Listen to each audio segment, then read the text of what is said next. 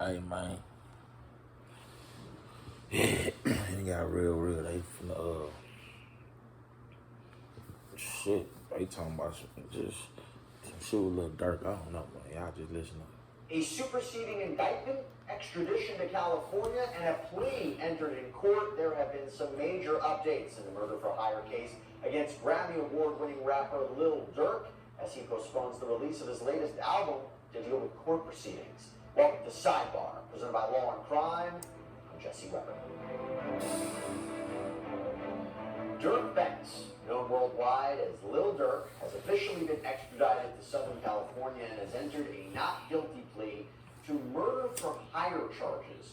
A grand jury indicted the rapper on felony counts for allegedly plotting to kill a rival rapper, but instead it ended up with the death of that man's cousin. Now, when charges were first announced against Banks and alleged co-conspirators, and we covered this here on Sidebar, we didn't see Banks named in the same case as the defendant. He wasn't listed among the defendants in the case. But now we have a superseding indictment, and his name is at the top, followed by Kevon Grant, DeAndre Wilson, Keith Jones, David Lindsay, and Asa Houston. All the men are charged with conspiracy and use of interstate facilities to commit murder for hire resulting in death, as well as gun charges. And prosecutors claim the 32-year-old Chicago rap collective is actually a criminal enterprise. The superseding indictment states in or around 2010, defendant Durk Banks, also known as Lil Durk, aka Blood, aka Mustafa Abdul Malik, formed an organization called Only the Family, or OTF, which, among other things, produced and sold hip-hop music from artists primarily from the Chicago, Illinois area. Hey man.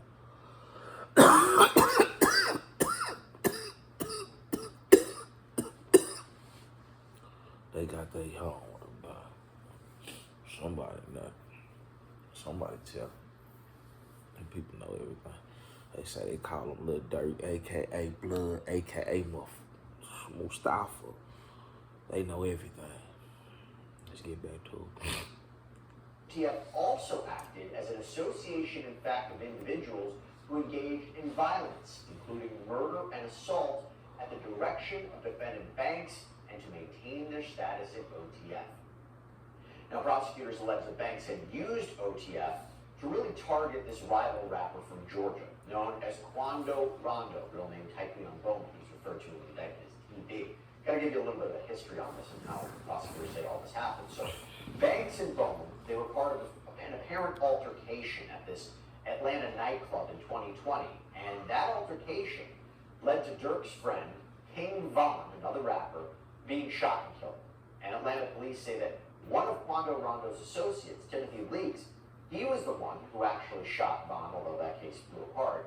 But Banks allegedly believed that Rondo was really at the center of this confrontation.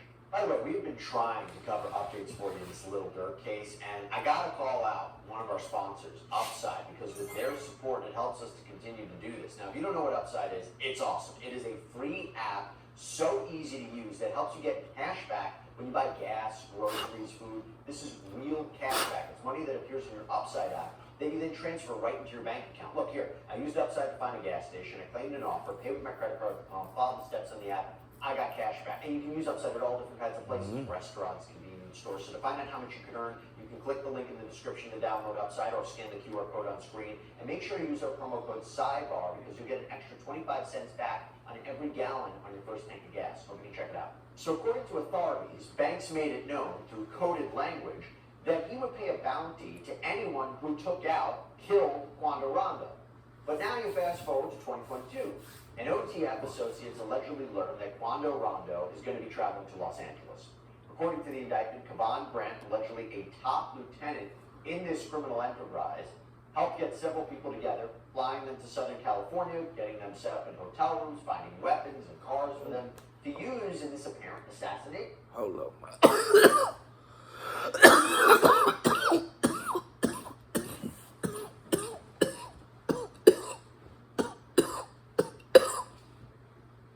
Them niggas doing too much. God damn, they got too much trade bags. Let's go. And investigators say that this trip to LA was funded by either OTF or Mr. Banks directly. But to be clear, prosecutors are saying Banks didn't want any part of the planning to be connected to him because he reportedly texted one of his alleged co-conspirators, "Don't book no flights under no names involved with me." Now, authorities believe that Banks also flew to Southern California via private jet at this time. Now, the indictment accuses the defendants of following Quando Rondo's black Escalade around LA back in August of 2022. But here's the thing. Traffic camera photos show a white Infiniti seemingly following this SUV until it pulls into a gas station. The Infiniti is then parked behind the gas station in an alley. The indictment reads on August 19th, 2022 at the Beverly gas station. Defendants Jones and Lindsay and co-conspirator 2 used the firearms procured by defendant Grant, including the fully automatic firearm, to shoot at TV's car, striking and killing SR. This is TV's cousin, Savai Robinson, who was standing next to TV's car while TV was inside. The images below show defendants Jones and Lindsay and co-conspirator 2 firing their guns at TV's black Escalade. And this filing also includes surveillance photos of the suspects, or potentially the suspects, appearing to fire guns towards those gas pumps. Quando Rondo, again known as TV in the indictment, who was the alleged target of this murder-for-hire plot, wasn't hurt. According to investigators, he was actually inside the gas station when the shooting happened, but his cousin, SR, Savai Robinson, was standing next to the SUV and was killed. Banks, though, is not accused of being present when that shooting happened, or was kind of this figure overseeing it and funded it. But investigators do say also that he tried to profit off of this incident, this shooting, because in the superseding indictment it states, following the attempted murder of TV and the murder of SR, defendant Banks sought to commercialize SR's death by rapping about his revenge on TV with music that explicitly referenced audio from a news clip taken shortly after SR's murder, where TV screamed, "No, no," after seeing SR's dead body. Told me they got Addy, got location, go, go, green light, go, go, go. Look on the news and see your son, you screaming, no, no. And according to investigators, when word started circulating that Banks' alleged co-conspirators were going to be arrested in connection with the shooting, Banks allegedly tried to flee the country. An affidavit filed in support of the indictment reads, the FBI received notifications from U.S. Customs and Border Protection, CBP, showing that Banks had been booked as a passenger on 2 international flights, a one-way flight from Miami to Dubai, United Arab Emirates, connecting through Doha, Qatar, scheduled to depart the evening of October 24th, and a one-way flight from Fort Lauderdale to Switzerland, connecting via New Jersey, also scheduled to depart the evening of October 24th. Banks did not board either flight. And I believe that there was also another flight about going to Italy as well, but obviously he didn't show any of those flights. He was arrested. And he Let's say he didn't get a chance to get away, y'all. Oh, man, it's getting deep for the boy. It's real serious. He fucked up. But they say, you know you're in trouble. And he was booked into the Howard County Jail in Florida. He was extradited back to California. He was moving cross country, appeared in this federal courtroom in Los Angeles last week for his arraignment. He entered a not guilty plea. And by the way, his trial is set to start soon. It's scheduled right now for January 7th, 2025. There's going to be several pretrial hearings in November and December, but that is really, really fast. I don't know if that trial date's going to stay, but one of those hearings in December is going to be about the possibility of bond. For right now, he remains behind bars, and I should tell you, if he's convicted, or if they are convicted, all the defendants face a maximum of a life in federal prison. And we've just learned that Banks has reportedly secured the legal services of Drew Finley, who is a prominent Atlanta lawyer who represented rappers like Lil Baby in the past. By the way, Lil Durk's Deep Thoughts album, it was supposed to be released later this month, but that's now being pushed back to at least the end of January. I want to bring back in friend of the show, Detective Eric Barnes, to talk more about this. So, Detective Barnes, you can see how investigators move their way through this case, gathering evidence, piecing together the pieces of the parts of this puzzle. Look, these are all allegations at this point, but what are your initial takes on this investigation?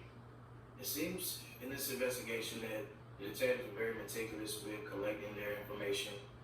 They didn't get in any rush to go out and make an arrest. Obviously, anytime that you're making a high-profile arrest or dealing with a high-profile investigation, the last thing you want to do is prematurely go and arrest someone of the caliber of Lil Durk, because you know you're going to be the page of the newspaper, and it's either going to give you positive exposure to your case or it's going to expose your investigation. What do you think is the strongest evidence right now tying back to him? The strongest evidence that I can see in reading through the indictment is that, you know, his organization, OTF, Only the Family, his credit cards were used by members of this organization to purchase and kind of coordinate the movement that was needed to make the murder happen. Do you think there's an argument when he sends that text message, like, don't book any flights in my name? I've talked about this on previous sidebars, but could he be saying, I don't want any part of this, don't put me on any of this, you do whatever you think you need to do, keep me out of it? Maybe, but then when you look at the allegations that he was profiting off of the killing afterwards, that would be maybe a tough sell to say he didn't either know what was going on or didn't have a part in it, right? I think so. Another question I think you also have to ask is, if you knew this situation was going to take place, do you have an obligation to report it to authorities? You know, obviously within this culture, you know, snitching is something that's looked down on. But if someone's going to use one of my credit cards to go and commit a murder, I may not call the police, but I'm definitely going to call the credit card company and block any charges that are coming. He could maybe say, I didn't know they were going to do that. Let me ask you this. With murder for hire cases, I've always been fascinated by this. Don't you feel it's a little ironic? The goal, of course, would be, if you take the allegations as true in this case or other cases, is the mastermind behind it doesn't want anything leaking back to him.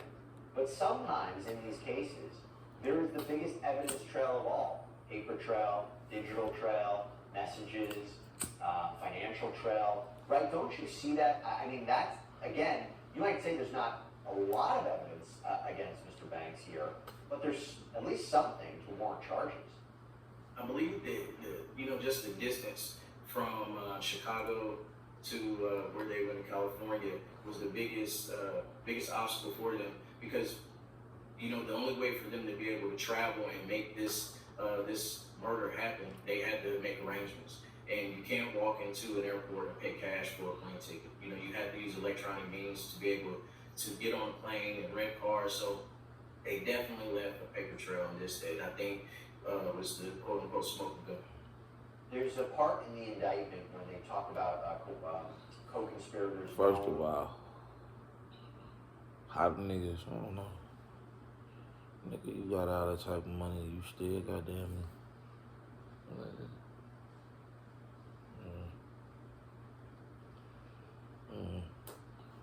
So you gonna figure it out that watch. Either known or unknown. Does that mean that investigators are still looking into other people who might be connected to this? I believe that also when you talk about known or unknown, it alludes to the fact that there are other individuals out there that do have knowledge of this and maybe aren't fully ready to cooperate at this point. Break, baby. You need them to cooperate. You know, there's a lot of different things that can cause somebody to cooperate. It could be maybe at this point in time they just don't feel comfortable. They could be working through other charges on themselves, you know, that they may be currently charged with different court cases. You know, also there's a lot of back and forth now, because you have individuals that were part of an organization that ultimately chose to turn against other members of the organization. So it's causing a... Yeah, I was going to ask you that, because can I read you something? Can I read you something from the indictment? One of the overt acts, so in order to prove this kind of conspiracy, it's not just a criminal agreement, you need overt act steps that are taken. This is overt act number 25.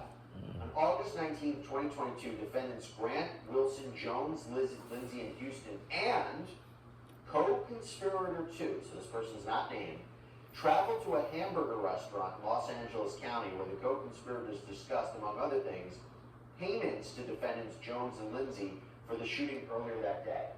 The only way, correct me if I'm wrong, the only way authorities can know that information is because of co-conspirator 2, right? That person has to be cooperating. Otherwise, if this isn't, they're talking about it, how else would they know they talked about it? Right, there has to be some kind of corroborating information that can prove up both sides of that conversation that they allege took place. Yeah, that's the part that makes me feel like you might have some cooperating witnesses, which could be, you know, quite problematic for the defendants in this case. Talk to me about the attack. you know, we've been showing the surveillance footage, the surveillance photos of this. It's embedded in this indictment. The idea that they were following in broad daylight, parked the car, opened fire at a gas station. That is really, really brazen. The attack was very very meticulous in the fact that they did some research. They followed them step by step, but the fact that they were willing to do it in broad daylight, I think, just kind of gives you a peek into what their commitment level was to make this happen. There's almost a sense of urgency that pushed them, that there was something there that made them feel like if this doesn't happen now, then it's not going to happen. So there was something that motivated them to make it happen then, and they were willing to risk it all during the day, broad day at a gas station. Is it hard to process a scene like that? I think one of the things that would make that scene difficult is that you have so many civilians at that location that aren't experienced in the gang world. And so you may have moms there pumping gas. You may have day laborers that are there stopping to make a break in the bathroom. And the first thing you think as a civilian when you hear gunshots is you're concerned for your own safety. So in terms of being able to get details of where the shots came from, what your suspect looked like, license plate numbers, things of that nature, is going to be very hard because people are disconnected from that type of activity. I just can't imagine what would have happened if the bullet hit the gas pump. What that could have resulted in. That is just really, really frightening to think about. I mean, we're talking about a tragic death of somebody as well. One of the things that, is disturbing too, and I hate talking about it, but this is another case of prominent rappers who are caught up in the legal system, who are accused of being part of gangs. We covered the YSL case. From your experience, maybe looking into these kinds of, gang-affiliated cases, what are some of the hallmarks that you're seeing here? What would you like to know as you're moving through this? Well, Jesse, obviously, one of the things that's been synonymous with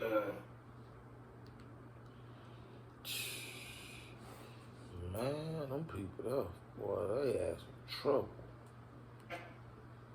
With drill music, and specifically this genre of rap or hip hop that Lil Durk was involved in, is that the streets and rap are one and the same. You can't rap about this type of activity if you're not actually living that lifestyle. And so in order to have that backing, which is largely from the street culture, from other criminals, you have to be committing acts of crime. And so if you're not committing those acts, you lose your fan base. And so one of the things that I would dig deep into with this investigation is just really looking into and fact finding. You mentioned earlier that they're going to use some of his lyrics in one of his songs against him. The investigators have to really be careful to make sure that their timeline of when the song was released and these events line up, because it could be talking about a shooting, but now you run across the issue of making sure that it's this specific shooting and not some other shooting. By the way, I wanted to just ask you one more question, which some prosecutors would say is strong evidence that Mr. Banks had an involvement in this, is the idea that he was fleeing. He knows that his alleged co-conspirators are getting arrested. He tries to flee the country. I interviewed Bradford Cohen, who's a prominent celebrity defense attorney, and he said, sure, it could look like that, but what it also could be is sometimes clients, sometimes defendants, they might know that police are going to arrest them, even if they know they're innocent, they have nothing to do with this, but they know that police are going to arrest them, thinking they're involved. And they will purposely book flights to see if they get flagged. Because if the flights get flagged, then they know that there's a warrant out for the arrest or they're about to be arrested. What do you make of that? Well, I honestly, I think that, the squeaky wheel gets the oil. And I think this scenario, pressure was applied. And I think that Lil Durk needed a little more time to think and gather his thoughts. Now, whether that meant he was involved or not, to the extent that they're alleging, I don't know. But I do believe that he was trying to buy himself some more time to kind of get away from the situation and kind of grasp what was really going on. All right, well, we will see where this goes next. Again, little development here. He's been extradited, pled not guilty, now part of this superseding indictment. Detective Eric Barnes, thanks so much for coming on. Appreciate it. Thanks, Jesse. All right, everybody, that's all we have for you right now here on Sidebar. Thank you so much for joining us. And as always, please subscribe on Apple Podcasts, Spotify, YouTube, wherever you get your podcasts. I'm Jesse Weber. Speak to you next time. Hey, man. Shit. Lil Durk, they not playing. But sad, but it's true.